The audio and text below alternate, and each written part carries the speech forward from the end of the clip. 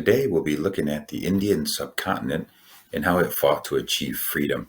Now, one of the things that you want to understand is this is from chapter 34, section number 1. And India, for the longest time, was a colony of the British. And so we'll take a look at how some of that situation went down. For point number 1, we want to know that the Indian independence movement began to intensify after World War II. One of the reasons for that is that the British, in some ways, sort of gathered up Indian troops and made them fight in World War II in specific places. And so this was something that really made the Indian people a little bit apprehensive and very frustrated with the British control. The country was very split into religious differences between the Hindus and the Muslims. So there were religious factions there. And then you have in the governing system a couple of political groups and ideologies, starting with the Congress Party. The Congress Party was the leading group in India for independence, with most of its members being Hindu. On the opposite side of that, you have what's called the Muslim League that was formed. This was a group that was put into play to basically keep track and keep Muslim interests in protection. And you have the leader of that group being Muhammad Ali Jinnah. He was the leader of he was the first leader of the Muslim League. Roman numeral 2 is going to talk about how freedom actually was granted, but it brought about a part of turmoil, and it's something called partition, which led to bloodshed. The partition was where the British split India into two basic factions or countries. You have India, pretty basic, which is mostly Hindu, and you had Pakistan, which is where a lot of Muslim practitioners were. And so the British actually granted independence to both of these entities in 1947. This caused a massive migration because people wanted to resettle in either the Hindu land or the Muslim lands. And Hindu-Muslim violence erupted during these migrations. Over 1 million people died because of this.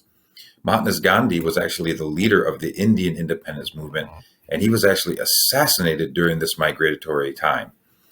The assassin was actually opposed to the idea that Gandhi was supporting Muslim rights. Gandhi stood for the rights of people, including Muslims. Then the two groups battled over a region called Kashmir. India and Pakistan fought a war over this region called Kashmir in northern India, and eventually a ceasefire was created in 1949. But this kind of went back and forth and off and on. I'll show you. This is where India, in the yellow, mostly Hindu, was formed. And then you had Pakistan being the other country. You had West Pakistan and East Pakistan. There were a lot of Muslim merchants along the Bay of Bengal. And so it would have been really hard to move them all the way over here to West Pakistan. But this region up here in the north is the region of Kashmir, which has been heavily disputed between India and Pakistan. Okay, next we'll take a look a little bit more of modern India with Nehru leading India. Jawaharlal Nehru became the first prime minister of an independent India. He ruled for 17 years and pushed for economic and social reforms, led an association of countries also that were neutral during the Cold War, which were called the non-aligned nations. Now, we remember when we learned about this, we saw that they were a group of countries that really didn't want to get involved in the Cold War politics or ideologies, and they kind of joined this association of non-aligned nations. That was a Nehru policy. Next, we'll take a look at capital letter B, talk about some of the troubled times that modern India faced. Indira Gandhi, Nehru's daughter, served as leader of India from 1966 to 1984. She faced a lot of opposition from a group called the Sikhs, and she was assassinated eventually by a Sikh bodyguard. Her son, Rajiv, then became the prime minister, and unfortunately, he was also assassinated in 1991.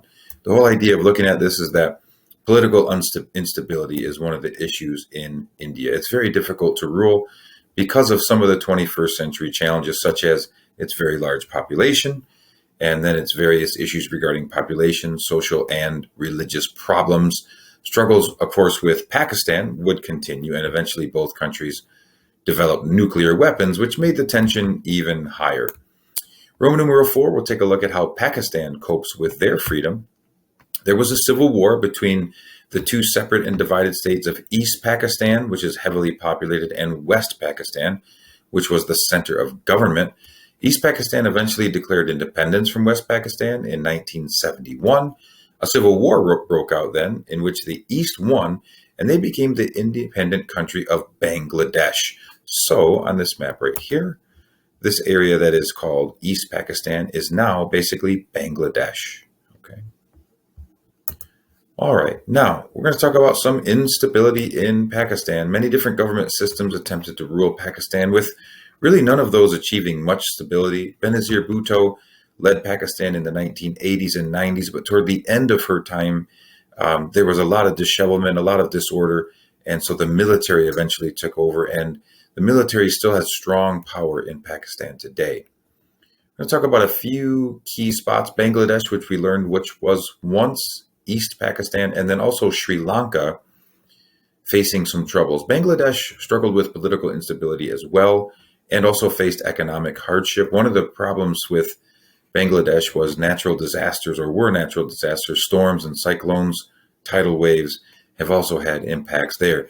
Then we'll take a look at civil strife gripping Sri Lanka. Sri Lanka is an island. It's formerly known as Ceylon. They actually won their independence from the British in 1948. The population, though, once again, like India, was split between two separate religious factions, the Buddhist Sinhalese and the Hindu Tamils. The Tamils began fighting for their own state, and the struggle continues into modern times. I want to show you real quick just where Sri Lanka is. This island below India was once known as Ceylon.